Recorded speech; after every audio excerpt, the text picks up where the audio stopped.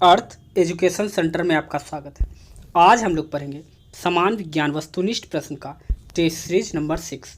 यदि इस चैनल पर आप लोग पहली बार विजिट किए हैं तो चैनल को सब्सक्राइब करके बेल आइकन को दबाना ना भूलें और इसका पीडीएफ प्राप्त करने के लिए डिस्क्रिप्शन के नीचे हमारा टेलीग्राम का लिंक दिया हुआ है, वहाँ से जाकर आप इसका पीडीएफ भी प्राप्त कर सकते हैं। चलिए हम लोग वीडियो को स्टार्ट करते हैं। आज का पहला सवाल है, मिट्टी के घड़े में पानी का ठंडा होना निर्भर करता है वायु ताप पर, वायुमंडलीय आर्द्रता पर, वायु गति पर, उपयुक्त सभी पर। इसका सही आंसर होगा डी, उपयुक्त सभी पर। मिट्टी के घड़े में जो पानी का ठंडा होता है वो बाह्य ताप, वायुमंडलीय आर्द्रता और वायु गति पर निर्भर करता है। घड़े में जब जल का वाष्पीकरण होता है तो वाष्पीकरण के लिए आवश्यक ऊर्जा जल से प्राप्त होती है तथा जल ठंडा हो जाता है। ऊर्ध्वपातन में ठोस सीधे गैस में बदलता है। इस सवाल से हमें इतनी जानकारी प्राप्त होती है। किसी चीज़ को आप डिटेल्स में पढ़ें, डिटेल्स में पढ़ने से वो चीज़ आपको हमेशा के लिए याद हो जाती है और साथ साथ मेरे साथ साथ लिखते चलिए आप लोग। दूसरा सवाल है, जब हम जल के नीचे सुराही भरने के लिए रखते हैं, जैसे जैसे सुराही भरती जाती है वैसे वैसे हमें विशेष प्रकार की ध्वनि सुनाई देती है। इसका कारण है, इसका सही आंसर होगा सी, अनुनाद।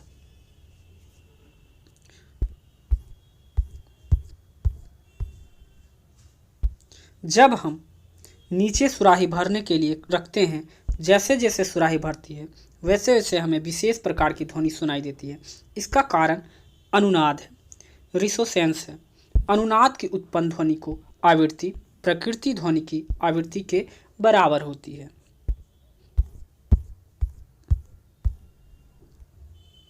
तीसरा सवाल है, एक द्विधनात्मक आयन m इलेक्ट्रॉनिक विन्यास 2814 है तथा परमाणु भार जो है 56 है, तो इसके नाभिक में उपस्थित न्यूट्रॉनों की संख्या क्या होगी?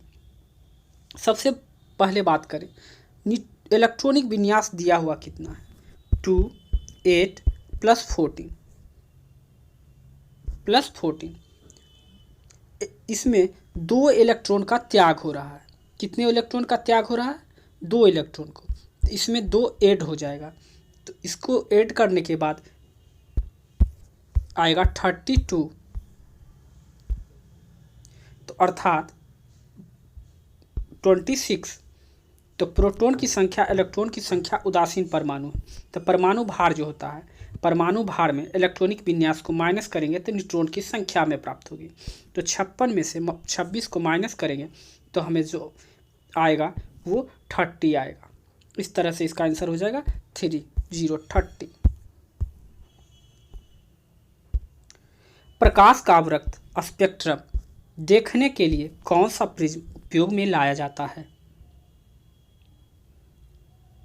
इसका सही आंसर होगा ए, रॉक साल्ट। प्रकाश का जो अवरक्त स्पेक्ट्रम है, इंफ्रारेड स्पेक्ट्रम को देखने के लिए जिस प्रिज्म का उपयोग होता है वो रॉक साल्ट है।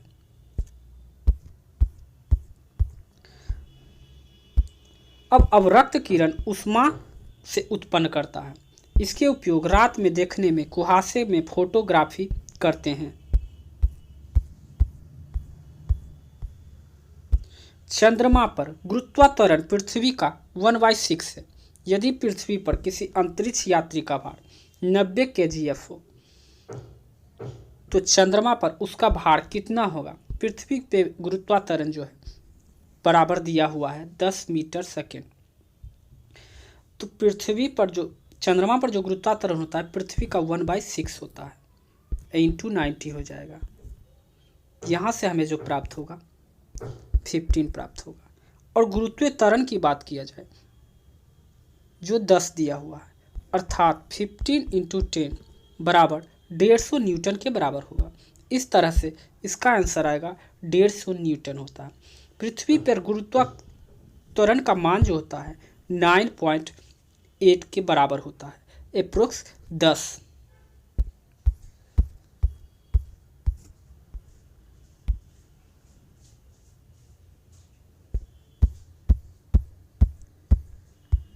अब है छठा सवाल कंप्यूटर से।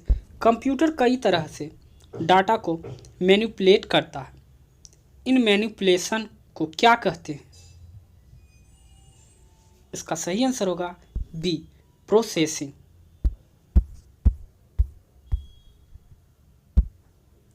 कंप्यूटर में बिना यूजर के इंटरेक्शन के यदि कोई कार्य संपन्न होता है तो इसे बैचिंग कहते हैं।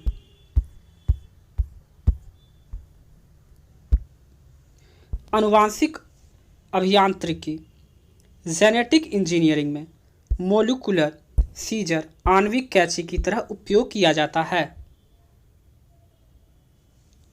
इसका सही आंसर होगा बी,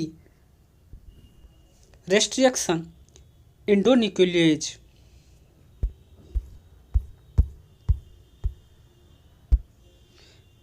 आनुवांशिक इंजीनियरिंग में मोलिकुलर सीजर आणविक कैंची की तरह रेस्ट्रिक्शन एंडोन्यूक्लिएज का प्रयोग किया जाता है, जिन को जोड़ने के लिए लाइगेज एंजाइम का प्रयोग किया जाता है। निम्न में से किस एल्कोहलिक पेय को बिना आसवन के निर्मित किया जाता है? इसका सही आंसर होगा वाइन। वाइन एक ऐसा अल्कोहल है जो बिना आसवन के निर्मित किया जाता है। रम, शीरा एवं ब्रांडी अंगूर से बनाए जाते हैं। यह मुख्य रूप से इथाइल अल्कोहल C2H5OH का बना होता है। CH3OH को मिथाइल अल्कोहल कहा जाता है।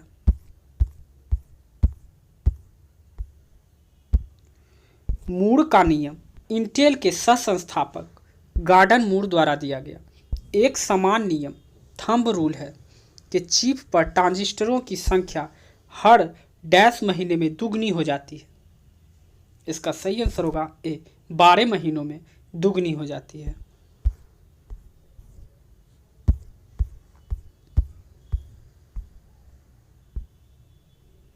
ट्रांजिस्टर एक अर्धचालक है जो सिग्नल को परिवर्धित करता है। ट्रांजिस्टर पैन जंक्शन डायोड है।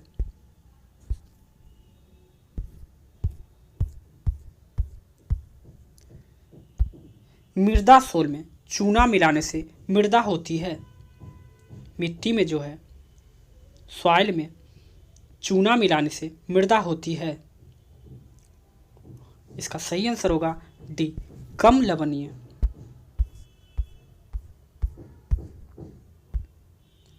मृदा में चूना मिलाने से मृदा कम अम्लीय हो जाता है। क्षारीय मृदा की खेती योग्य बनाने के लिए जिप्सम का प्रयोग किया जाता है। मृदा का पीएच मान अधिक उत्पादकता के लिए 6.5 से 7.5 होनी चाहिए। ज़्यादातर जंतु जो गहरे समुद्री पानी में रहते हैं वे होते हैं। इसका सही आंसर होगा अपर दभोजी। ज़्यादातर जंतु जो गहरे समुद्री पानी में रहते हैं वे अपर दभोजी होते हैं। तो यदि आपको यह वीडियो अच्छा और हेल्पफुल लग रहा तो वीडियो को लाइक और कमेंट करके बताइए कि आपको यह वीडियो कैसा लग रहा। गहरे समुद्र में ऑक्सीजन तथा सूर्य प्रकाश का अभाव होता है, जिसके अंदर प्राथमिक उपभोक्ता कम होते हैं। कवक तथा जीवाणु अपघटक होते हैं।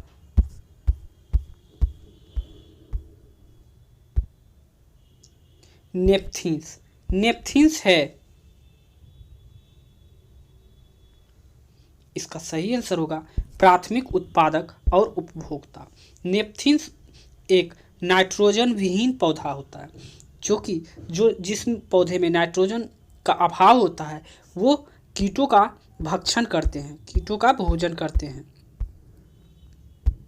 नेपथीन प्राथमिक उत्पादक और उपभोक्ता है। अपघटक प्राथमिक उत्पादक वह पौधा जो नाइट्रोजन रहित मृदा में उगते हैं, वे कीटों का भक्षण करते हैं।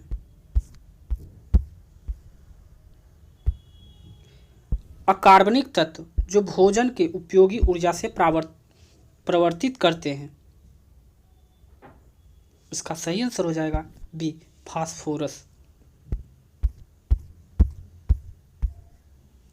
अकार्बनिक तत्व जो भोजन के उपयोगी ऊर्जा प्रवर्तित करते हैं वे फास्फोरस है। यह ऊर्जा एटीपी के रूप में होता है। इस ऊर्जा करेंसी कहते हैं। इसे ऊर्जा का करेंसी भी कहा जाता है।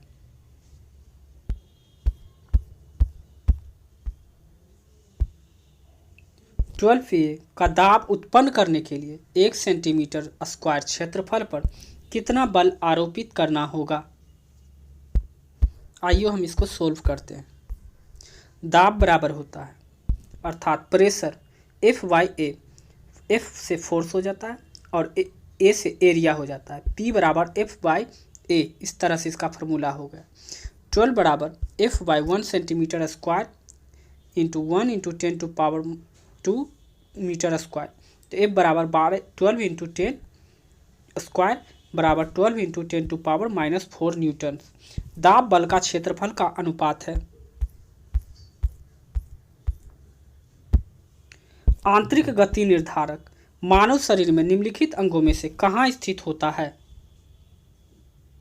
इसका सही आंसर होगा बी, दिल में। आंतरिक जो होता है गति निर्धारक मानव शरीर में दिल में होता है।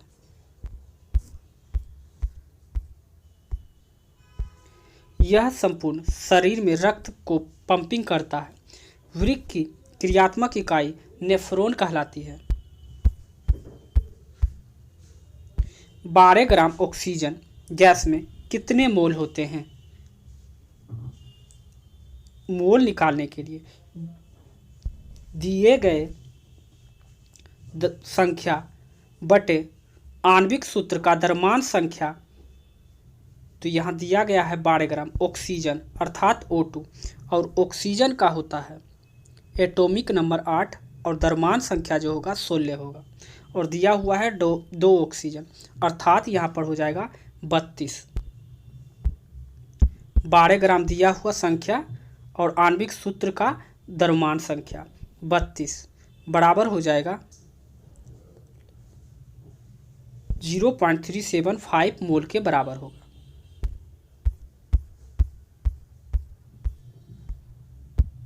एक मोल अणु को परमाणु की संख्या नियत रहती है, इसे एवोगाड्रो संख्या कहा जाता है, जिसका मान होता है 6.022 इंटू 10⁻23 ग्राम। नायलॉन उदाहरण है। इसका सही आंसर होगा सी, पॉलीएमाइड का। यह hexa methylene diamine plus adipic acid का बहुलक होता है। इसका उपयोग रस्सी बनाने में, पैराशूट एवं इलास्टिक में किया जाता है। निम्न में से किस संरचना में ग्रेफाइट के समान है? इसका सही आंसर होगा ए।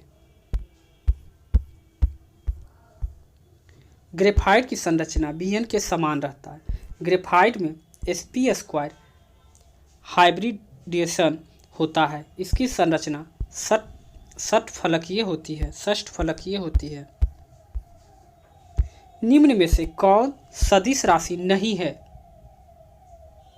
इसका सही आंसर होगा सी, आवेश।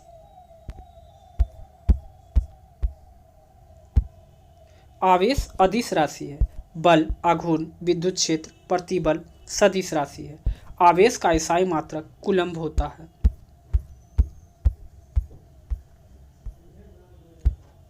हीमोफीलिया के संदर्भ में असत्य कथन है।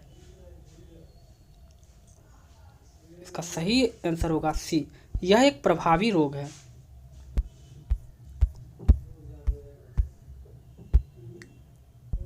यह अनुवांशिक लिंग सहलंग अप्रभावी रोग है। इस रोग में रक्त का थक्का नहीं जमता है। यह विटामिन के की कमी के कारण होता है। वायु प्रदूषण निरोध या बचाव एवं नियंत्रण अधिनियम कब लागू हुआ था? इसका सही आंसर होगा बी, 1981 ईस्वी। वायु प्रदूषण नियंत्रण अधिनियम वर्ष 1981 ईस्वी में लागू हुआ था। वायु प्रदूषक के रूप में sulphur dioxide, nitrous oxide, carbon oxide और सीसा यानी लेड आदि आते हैं। मनुष्य का पश्च मस्तिष्क यानी हाइंड ब्रेन 3 भागों द्वारा निर्मित होता है, जिनमें से एक है, इसका सही आंसर होगा सी, अनुमस्तिष्क। मस्तिष्क के 3 भाग होते हैं, अग्र मस्तिष्क, और अग्र मस्तिष्क में थैलेमस और हाइपोथैलेमस और प्रमस्तिष्क आते हैं।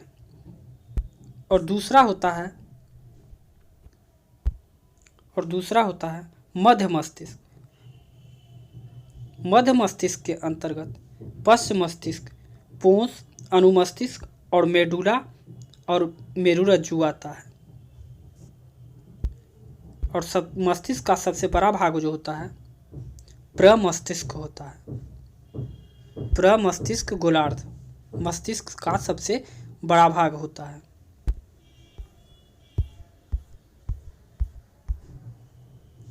सेरेबरम मस्तिष्क का सबसे बड़ा भाग होता है।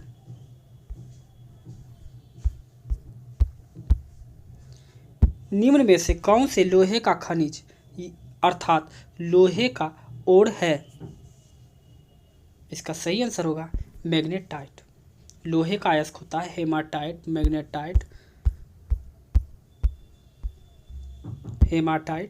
मैग्नेटाइट, लिमोनेराइट और सीडेराइट होता है, जिसका आणविक सूत्र होता है Fe3O4।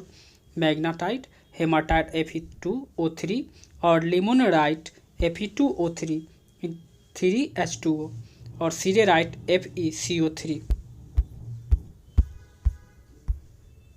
BGR34 किस रोग से संबंधित है? इसका सही आंसर होगा बी, डायबिटीज, मधुमेह रोग से।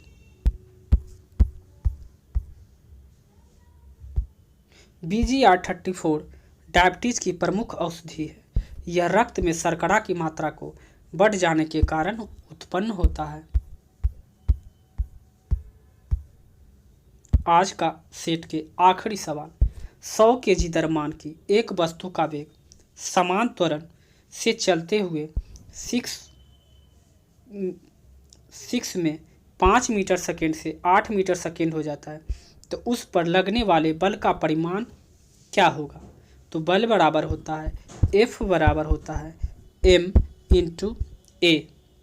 तो यहाँ पे दिया हुआ है 100 kg इंटू 5 से 8 हुआ है 8 - 5/6, अर्थात इसको लिख सकते हैं हम लोग 100 × 3/6 बराबर 50 न्यूटन्स के बराबर। संवेग में परिवर्तन की दर बल कहलाता है। तो इस तरह से हमारा सेट नंबर 6 कंप्लीट हो गया। यदि आप इस चैनल पर पहली बार विजिट किए हैं तो चैनल को सब्सक्राइब करके अपने दोस्तों के साथ शेयर करें, ताकि इनका लाभ वो भी उठा सकें। और इसका PDF प्राप्त करने के लिए डिस्क्रिप्शन के नीचे हमारा टेलीग्राम का लिंक दिया हुआ है, वहाँ से जाकर आप इसका PDF प्राप्त कर सकते हैं। और इसी चैनल के माध्यम से स्टैटिक्स और जनरल साइंस थ्योरी सेक्शन और MCQ के रूप में नियमित रूप से लगाने के लिए चैनल को जितना हो सके अपने दोस्तों के साथ शेयर कर दीजिए। अभी के लिए बस इतना ही। जय हिंद।